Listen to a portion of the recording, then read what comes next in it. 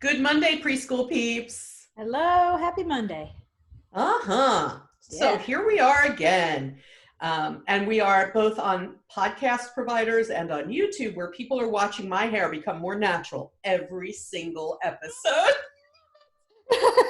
I love it.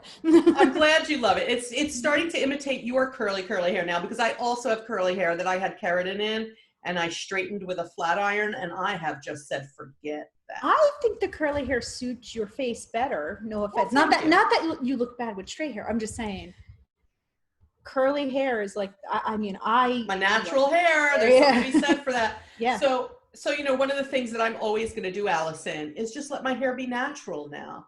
And that brings us as a kind of cool segue to our topic today, don't you think? Yeah. Allison and I were talking about the lessons that we've learned from the past number of months and how it's impacting our thinking about what we will do with children and families in the future. And we hope that this episode and the next episode about lessons learned help you to also reflect and think about what you learned that you want to make sure to do. And next episode will be the things we want to make sure not to do ever again. I feel like that's going to be a more funny episode. Yes. But we're going to start this episode today with what we will always do. What were our lessons learned from the events of the past few months? And there were like multiple things and multiple events. So ongoing events, honestly. Really, all at the same time. Yeah. While in these four walls. So yeah. When we started talking about this and we were saying, what things will you always do? What things will you always do? One of the things that came to mind first for me was I will always, and I remember I'm talking from the viewpoint of a consultant, I will always, when I work with schools, remind them the value of the relationships that they developed with families during this crisis because we all had a shift to this online learning. Yeah. And I think you should try to make those relationships happen earlier, not just when there's a pandemic. Not just in a crisis. Yeah. So establish those relationships with children and their families from day one and just build on that. Because I will say, if you have relationships with them, when like I had a relationship with all my kids and my kids all kind of knew my life outside of work, I was very much like, oh yeah, Rusty. And they knew all about it. That when I did have to make the switch to distance learning, it was so much easier because they were like, oh, that's just Miss Allison's house. That's, the house she talks about all the time. But I think the fact that we all got a glimpse, we got this, yes, these sort of boxes of a glimpse of each other's home lives, right? Yeah. You can see, people could see my home and teachers could see kids' homes. And there's something really personal about that. So I'm not saying, okay, everybody get on Zoom in the future so you can see each other's homes. No, but I do think, and something I've always done that some people don't do because they don't want, I guess maybe they think it's private. I don't. I'm just like, I always let the kids into my life. So when I left school for the day, every day when I left school or we all left, I was like, okay, I'm going to go home and see my Rusty now. And you guys are going to go home and see your family or your dogs and you do your thing. And then it was like, they kind of knew who I was. So then when I was doing distance learning and I had like riddles from Rusty going home, they're like, oh yeah, that's Rusty. We know him. It was like, because so I always let the kids kind of come into my life. And I always was I let them know not personal things, but personal things. Like I have a dog at home. I have this at home. Like I let them kind of in. And so then when they saw it, they were like, oh wow, it came to life. It was like, and I think, and I think that we also need to make sure that, on both sides, families and teachers, that we see each other as whole people, Yeah. Whole people. I'm not just that person in a classroom. I'm a whole person and I have hobbies and likes and dislikes and people I live with. And I think that we do have to maybe in a professional way still, but let down some of these barriers that we may have had and realize the value. So many teachers have told me that they got to know families in a way that they would have never before. So I think Well, the it question was, now is, yeah. how do we translate that to being back in Well, school how settings? do you do that? Because what was amazing about doing it on Zoom was I wasn't just talking to the child. Mostly their parents were like right there next to us. So they got Yeah. to see you, a glimpse of you and your style of teaching and your personality, just as much as I saw them walking around in their pajamas, drinking their coffee. I mean, it was just like, it was That's like, so true. I it saw was so people in bathrobes. true. Yeah. Yeah. So, I think we have to translate that, and I think we have to find more ways to offer and try to bring people into our yeah. settings in an involved way rather than just come to a program. Yes. In a Yes. truly involved way. So again, they get to see you teaching and they get to see you doing things. You know, open door policies are lovely, but really the door should be more wide open. Yeah. So, and I think maybe we've learned that. I also think if my kids were little and I developed that sort of better relationship with teachers because we've been on Zoom together and stuff, and I Mm-hmm. feel differently, I would also want to keep that in mind, and I would reach out Yeah. my hand more to the teachers. Honestly, as a parent, when my kids were little and I was busy working and stuff, I don't know that I did that so well. And Right. I think having learned this, I look back now and I think, you know, I could have been friendlier to the teachers. Yeah. Yeah. Well, I think so often, like, parents forget that we're people too. They're like, they kind of, And vice versa. and vice versa. And Mhm. yeah, you forget. And I think this is a really nice awakening to be like, no, we're all people. We all have things going on outside of here. We all have a life. We all have, Right. different, it's Maybe kind there of can be a new nice. level of respect for each Right. other. So For I hope each other that as that people. Yeah. lasts. Yeah, I Yeah. hope that lasts. That's a lesson learned. What's your, you take a turn. What's your lesson learned? I will always kind of stay, like, it made me realize, like, at least through this, like, like, I will always maintain my philosophy of teaching and not let others try to influence it in a way. That's deep, Allison. Because I was always one that was like very like, I thought the relationships were more important, and I thought different things. And there's some people who are like, no, I only see parents at parent teacher conferences and back to school night, and I was just not always like that. So, and people are like, no, you need to be more like this to shut it out. And I was like, no. But also I'm very much like a let the children learn through play and experiences and hands-on learning, and not through worksheets and workbooks and things like that. And there's still a lot of teachers who use that and are still trying to influence other teachers to use them. And I'm just like a hard no. Maybe that's one of my nevers. I don't know. But I will always No, I think you now mean always. realize You will stay always, true to myself and you who will I am as always, a teacher. right. You will Yeah. always stay true to yourself, and you will always continue to value play as Yeah. the primary tool by which children learn, which we know is true. We knew this was Yeah. true before COVID. The question was, Yes. how much do we prioritize it? So Right. interestingly, I read a thing, it was an article, and I'm not remembering it exactly, but it was an article, and it basically said the first 20 days children return should focus on play, which is lovely, but I think, Yeah, and they it's were not talking gonna about all happen. ages, by the way, not just early childhood, older Probably too, not gonna for the happen. adjustment back. Yeah. But I'll tell you what, it shouldn't only be the first 20 days where there's that sort Should of be active involvement. all year long. Like, I don't Yeah. understand why they think, like, I don't know. I Especially as the don't kids wanna, get older. yeah. Listen, folks. When children are engaged in actively learning versus sitting there listening, they learn so much more. This shouldn't just be 20 days. We're going to let you explore and experiment and follow your Yeah, interests. and then Should we're gonna always love be school for, opportunities. yeah.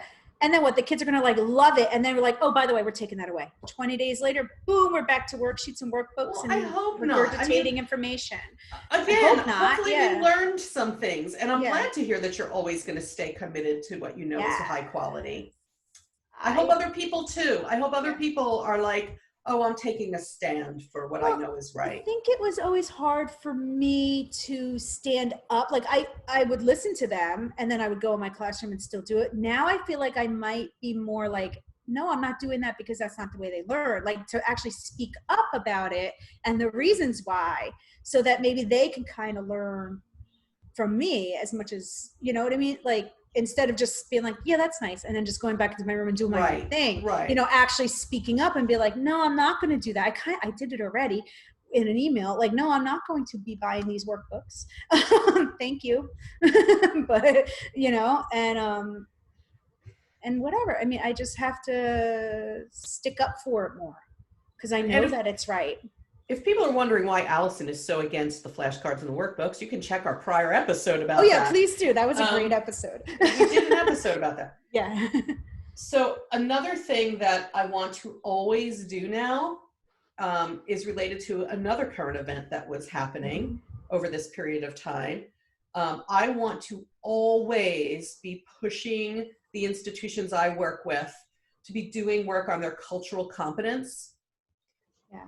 And teaching acceptance and tolerance, and not just teaching it by reading a book or having dolls of different abilities and ethnicities in their classrooms. I also want people to be actively culturally aware. Yeah, that's a really good one. You know, people need to think about their hidden biases, and people need to think about how our interaction sends messages to children about their worth.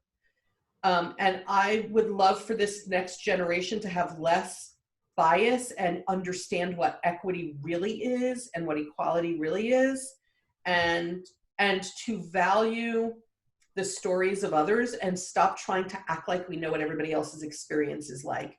So in early childhood, we can teach children better to respect each other, to listen to each other, to understand that other people have feelings and perceptions that don't have to match your own. That we all have different experiences, and that the experiences we have shape who we are, so everyone's experience gets respected. And that's my sort of soapbox about cultural competency. I can't tell you how many schools and institutions and agencies I've worked with where I say to them, especially around the December holidays, where I say, you know, what you're doing isn't really culturally accepting or tolerant or responsive. And they're like, oh, we'll deal with that next year. Well, folks, next year is now. Next year's now. Yeah. Mm-hmm. And why deal with it next year when you can deal with it now? Because, you know, people like, don't want to have to go to people and say, you're not being culturally competent. But that is how we got into the situation that we are in now, is because people are like, okay, yeah, next time. Okay, next year. Okay, you know, and then the next year happens and like, we'll just push that aside again. And it's like, there's nothing wrong with admitting, like, listen, I was wrong, and I'm going to do better. And I want to learn from. There's nothing wrong with understanding that you may not know everything. You know, you have to listen to the people whose story it is. Yes. There are, you know, we have to think about the protests that have taken place because of the systemic racism in society. And these protests are about people saying, listen to my story. This isn't okay. Yeah. And, you know, I think that from a very young age, we can teach children, listen to the people. Everyone has a different perspective. And when they're not being treated as they should be, we all have to stand up. And we all have to say that isn't okay. Right. And we have to get rid of this systemic racism that has just been part of our society for way too many hundreds of years. And we can do that through the young children. I really believe that. But we've got to be open-minded and willing to approach our own biases and to realize we all have things to learn. You know, I'm going to be perfectly honest.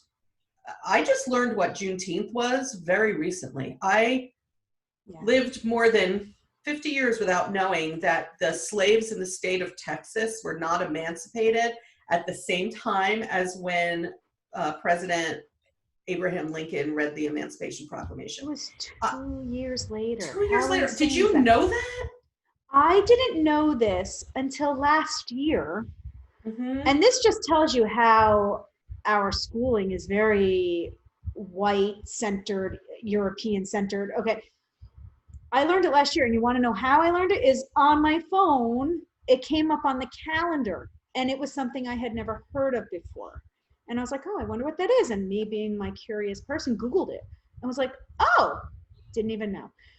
Right. And then a whole year went by, and I will admit this forgot what it meant again. And then it came up again. I was like, I have to look that up again because I don't remember, you know. And I think that's okay. I mean, if you have a religious holiday, your friend has a religious holiday, you may have to look it up more than once to remember what it means. Yeah. And this is of course a holiday having to do with emancipation and race. But you know, the fact that it's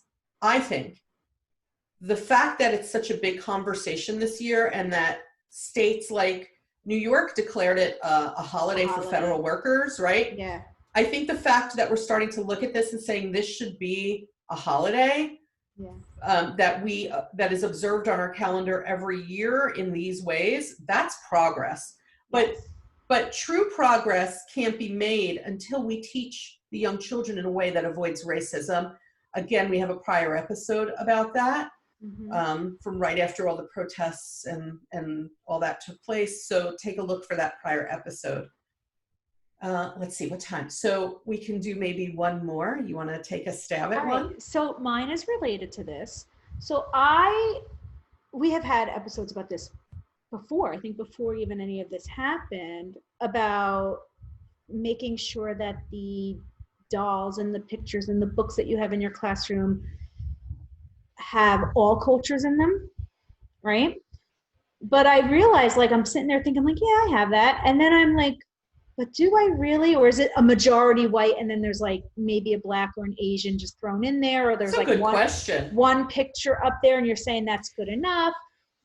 I want to make sure, right? Now I want to go look in classrooms. Yeah. I want to make sure that my classroom always has everyone represented in the books, in the dolls, in the pictures, in the videos that I show. So like I don't think I even realized that until recently, like just this week, I was like, oh, let me do a little bit of planning for next year. And I was like looking at some books, like, because I even was like, let me find some books online in case we go to distance learning. And I'm looking at them like, nope, that doesn't have any black people or Asian people or any culture in it. That's got to go. And I was like, wait a minute, how long have I gone where I was like thinking like, oh yeah, I have all that in my classroom, but I don't do it. I don't take it one step further. You know what I mean? So that's along the same lines that you want to make sure to be more sure culturally competent. I will always be more culturally competent, or strive to be. And I will always strive to learn more about how to do that from my perspective of someone who is more often in the majority. So I definitely would want to seek out these methods and information. And as a consultant, I just need to be more insistent that people do learning having to do with cultural competency. Yeah. There was something else I wrote down. What did I write down? I will always develop family relationships. I will always validate children's emotions. That was it. Oh yeah. I will always validate their emotions. Having been through such an emotional roller coaster myself over the past several months, I think I have a better appreciation for needing your emotions validated. And these children went through a big thing for the last couple of months, and they're going to have to go back to school where it's going to look totally different. Yeah, it's going to be very different. And they haven't been there for 6 months, you know? So I think the validating their emotions is going to be a big thing for all the kids when we get back, because they're going to really need that. They're going to really need it should our, always be done. Always it should always be done. It should have been done before. Right. But I just feel like I relate to them better now. Yeah. I was through an emotional roller coaster that is very akin to the big emotions that young children have all the time. And I think we forgot what that felt like as adults. Yeah. I'm still having emotional issues from the whole COVID thing. I still have a lot of people a ton of anxiety. So it makes me relate, I guess, to those kids that are having a lot of anxiety at school. Whereas before I was like, I have anxiety, but not to that degree. Now I know what that's like. So I can relate to them and can maybe communicate a little bit better with them. But before don't you want someone to just validate it? Don't you want someone to just say to you, Alison, it's perfectly reasonable that you would feel very anxious about things right now. Of course you're anxious, and here's how you can help handle that. That's what we're supposed to be doing with kids. And it makes you feel so much better, because once people started doing that to me, like, Alison, like, listen, like, it's okay to feel anxious through this whole COVID thing. I was like, okay, it is okay. It's okay. However you are feeling, it's okay. Right, Like, right. so, but for a while, I think some of the anxiety is like, I feel this way and it's not normal and I shouldn't feel this way. And look at everybody else. They're surviving and they're doing it. No, it's okay. And some of them just look like they're surviving, but inside they're like freaking out. Okay. They are. So They are. so yeah. So I think that's also a thing, like to realize like there are some kids that are coming into school who look like they're doing fine, but inside there's a tornado going on. Mm-hmm. So, like if you have relationships with all of your kids, you'll be able to communicate with them about that. You know what, Allison, on a future episode, maybe for next week, we should do an episode about the signs of stress in young children as people are back to working with them or getting back to working with them, All or right, will be back to working with them. What are the signs of stress in young children? I think is all right, I'm writing something it down. we will now. do, right? We will do for a future episode. But the next episode has to follow this one because we're still going to be talking about lessons learned. Only next time, we're going to be talking about the stuff we're never doing again. Not ever, ever, ever, never doing that again. So we hope, all right? So we hope that you will tune in for that. We also need you all, our very faithful preschool peeps, to contact us with the questions you would like us to answer for our 100th episode. Yes, ask us anything. Do a couple things. Go to our contact form at howpreschoolteachersdoit.com or our Facebook page, How Preschool Teachers Do It podcast, and let us know what you would like us to answer on our 100th episode. And let us know the things you will always do. What are your lessons learned from this period of time? Yes. And we would love to look at those and share those and put those things aside to talk about in that very special 100th episode. Yeah. I would love to read like their little letters and stuff. That'd be awesome. I know. Okay. All right, so I guess we'll sign this one off so that we can now shift our brains, Alice and I, and start thinking about what are we never doing again. Never doing again. Okay. Catch you next time, preschool peeps. Bye.